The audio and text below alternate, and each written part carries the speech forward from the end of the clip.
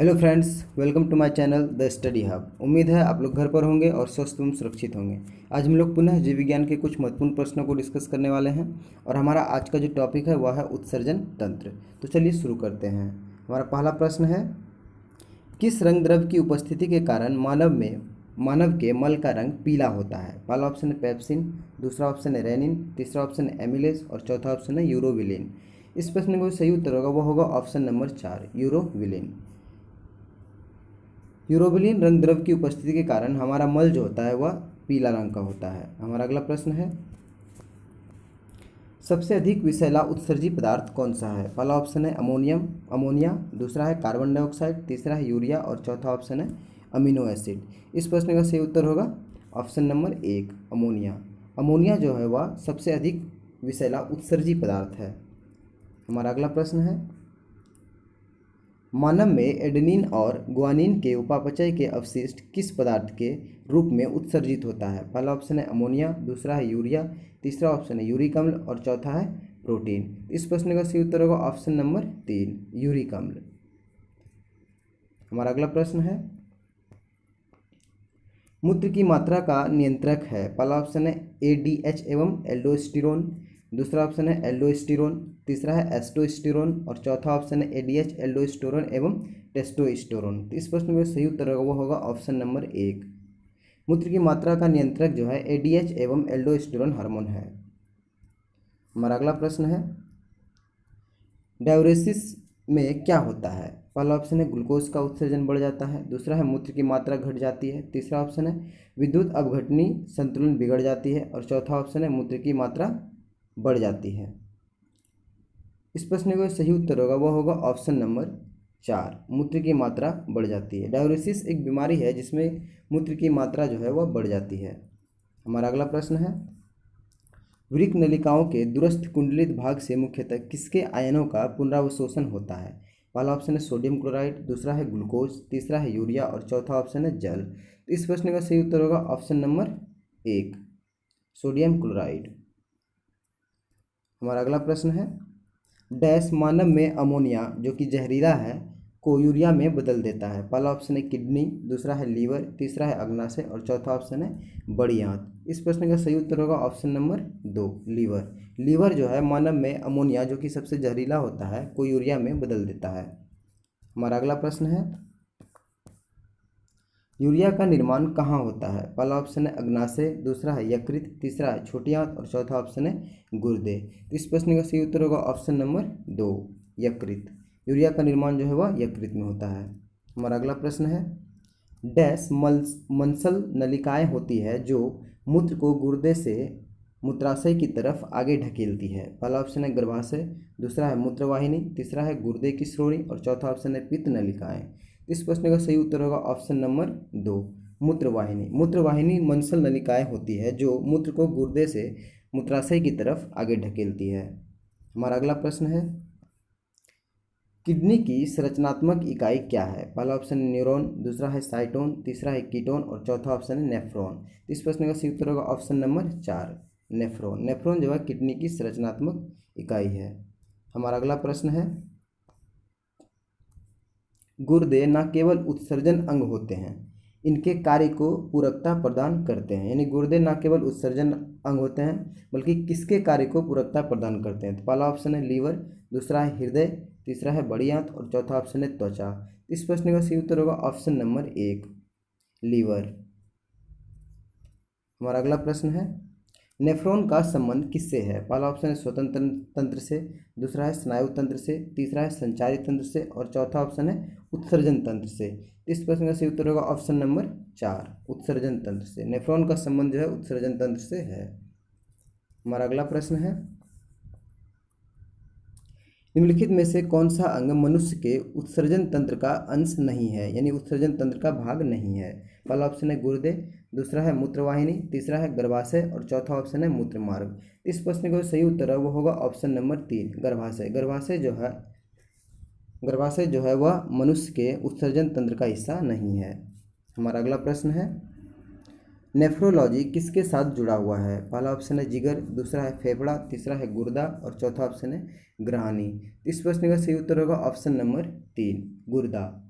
Nephrology जो है गुर्दा से जुड़ा हुआ, यानी गुर्दे का अध्ययन को ही नेफ्रोलॉजी कहा जाता है। हमारा अगला प्रश्न है, कौन से रोग के उपचार में डायलिसिस किया जाता है? पहला ऑप्शन है कैंसर, दूसरा है दृष्टि वैषम्य, तीसरा ऑप्शन है गुर्दे की खराबी और तीसरा ऑप्शन है गठिया। इस प्रश्न का सही उत्तर हो जाएगा ऑप्शन नंबर 3, गुर्दे की खराबी। हमारा अगला प्रश्न है, अल्ट्राफिल्ट्रेशन संबंधित है? पहला ऑप्शन है श्वसन से, दूसरा है पाचन से, तीसरा है उत्सर्जन से और चौथा ऑप्शन है प्रसार से। इस प्रश्न का सही उत्तर हो जाएगा ऑप्शन नंबर 3, उत्सर्जन से। अल्ट्राफिल्ट्रेशन जो है वह उत्सर्जन से संबंधित है। हमारा अगला प्रश्न है, हम मूत्र त्याग की उत्तेजना को नियंत्रित कर सकते हैं? पहला ऑप्शन है मांसपेशियां मूत्राशय के तंत्रिका नियंत्रण में होने पर, दूसरा है स्पिंचर मांसपेशियों के मूत्राशय और मूत्रमार्ग के बीच मौजूद होने पर, तीसरा ऑप्शन है मूत्राशय में कम पानी भरा होने पर, चौथा ऑप्शन है मूत्राशय के आसानी से नहीं भरने पर। इस प्रश्न का सही उत्तर होगा ऑप्शन नंबर 1, मांसपेशियां मूत्राशय के तंत्रिका नियंत्रण में होने पर हम लोग मूत्र त्याग को कुछ देर के लिए नियंत्रित कर सकते हैं। हमारा अगला प्रश्न है, मानवों में वृक्काणुओं का कार्य निम्न में से क्या है? पहला ऑप्शन है पोषण, दूसरा है उत्सर्जन, तीसरा है परिवहन और चौथा ऑप्शन है श्वसन। इस प्रश्न का सही उत्तर हो जाएगा ऑप्शन नंबर 2, उत्सर्जन। हमारा अगला प्रश्न है, डैश एक 20 सेंटीमीटर लंबी ट्यूब है जो मूत्राशय से मूत्र ले जाती है? पहला ऑप्शन है अंडकोश की थैली में, दूसरा है मूत्रमार्ग, तीसरा है लिंग में और चौथा ऑप्शन है वृषण में। इस प्रश्न का सही उत्तर हो जाएगा ऑप्शन नंबर 2, मूत्रमार्ग। मूत्रमार्ग एक 20 सेंटीमीटर लंबी ट्यूब है जो मूत्राशय से मूत्र ले जाती है। हमारा अगला प्रश्न है, मनुष्य के शरीर में मुख्य नाइट्रोजन अपशिष्ट कौन सा होता है? पहला ऑप्शन है यूरिया, दूसरा है अमोनिया, तीसरा है यूरिक अम्ल और चौथा ऑप्शन है अमोनियम नाइट्रेट। इस प्रश्न का सही उत्तर हो जाएगा ऑप्शन नंबर 1, यूरिया। मनुष्य के शरीर में मुख्य नाइट्रोजन अपशिष्ट यूरिया है। हमारा अगला प्रश्न है, मनुष्य शरीर में खून की शुद्धिकरण की प्रक्रिया को क्या कहते हैं? पहला ऑप्शन है डायलिसिस, दूसरा है हेमोलिसिस, तीसरा है ऑस्मोसिस और चौथा ऑप्शन है पैरालिसिस। इस प्रश्न का सही उत्तर होगा ऑप्शन नंबर 1, डायलिसिस। मनुष्य के शरीर में खून की शुद्धिकरण की प्रक्रिया को डायलिसिस कहा जाता है। हमारा अगला प्रश्न है, इनमें से कौन सा अंग उत्सर्जन तंत्र से संबंधित नहीं है? पहला ऑप्शन है कोरोनरी धमनी, दूसरा है गुर्दे की धमनी, तीसरा है हेपेटिक सीरा और चौथा ऑप्शन है पाल्मोनरी सीरा। इस प्रश्न का सही उत्तर हो जाएगा ऑप्शन नंबर 1, कोरोनरी धमनी। कोरोनरी धमनी का जो है उत्सर्जन तंत्र से संबंधित नहीं है। हमारा अगला प्रश्न है, वृक्क से प्रति मिनट औसत रक्त प्रवाह होता है, यानी वृक्क से प्रति मिनट कितना रक्त जो है औसत रक्त प्रवाह होता है नहीं बहता है? हमारा पहला ऑप्शन है 1000 सीसी, दूसरा है 1200 सीसी, तीसरा है 200 सीसी और चौथा ऑप्शन है 500 सीसी। इस प्रश्न का सही उत्तर हो जाएगा ऑप्शन नंबर 2, 1200 सीसी। वृक्क से प्रति मिनट औसतन 1200 सीसी रक्त प्रवाह होता है।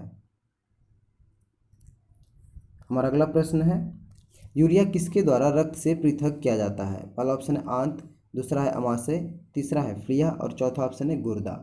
इस प्रश्न का सही उत्तर हो जाएगा ऑप्शन नंबर 4, गुर्दा। यूरिया जो है गुर्दे के द्वारा रक्त से पृथक किया जाता है।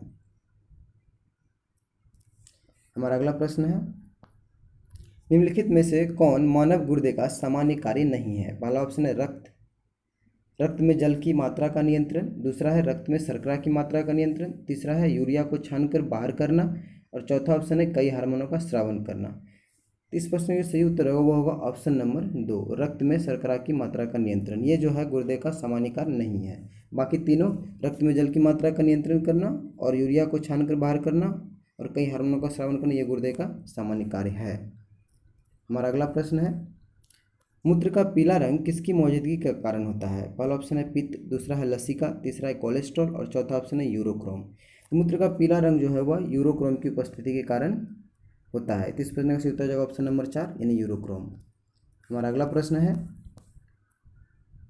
कृत्रिम गुर्दा निम्नलिखित में से किस सिद्धांत पर कार्य करता है? पहला ऑप्शन है परासरण, दूसरा है विसरण, तीसरा है डायलिसिस और चौथा ऑप्शन है सक्रिय परिवहन। इस प्रश्न का सही उत्तर जाएगा ऑप्शन नंबर 3, डायलिसिस। हमारा अगला प्रश्न है, हेनले का लूप का कार्य संबंधित है? पहला ऑप्शन उत्सर्जन तंत्र से, दूसरा है प्रजनन तंत्र से, तीसरा है मूत्र जनन तंत्र से और चौथा ऑप्शन है तंत्रिका तंत्र से। तो इस प्रश्न का सही उत्तर हो जाएगा ऑप्शन नंबर 1, उत्सर्जन तंत्र से। हेलने का लूप उत्सर्जन तंत्र से संबंधित कार्य है।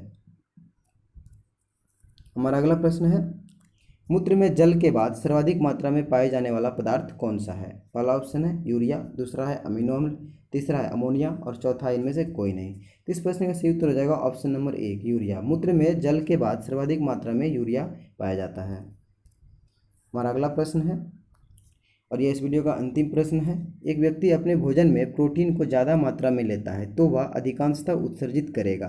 पहला ऑप्शन है अमीनो अम्ल, दूसरा है यूरिया, तीसरा है अमोनिया और चौथा ऑप्शन है यूरिक अम्ल। तो इस प्रश्न का सही उत्तर हो जाएगा ऑप्शन नंबर 2, यूरिक अम्ल।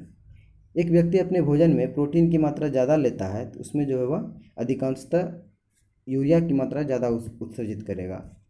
ये थे हमारे 30 बायोलॉजी के महत्वपूर्ण प्रश्न। अगर आप लोगों को हमारी वीडियो पसंद आई हो तो प्लीज़ वीडियो को लाइक करें एंड शेयर करें, और प्रतिदिन टॉपिक वाइज इसी तरह के प्रश्नों का अभ्यास करने के लिए हमारे चैनल द स्टडी हब को सब्सक्राइब करें और बगल में लगे बेल आइकन को प्रेस कर दें ताकि हमारे सभी वीडियो का नोटिफिकेशन आप तक पहुंच पाए। मिलते हैं अगले वीडियो में, तब तक के लिए जय हिंद, जय भारत।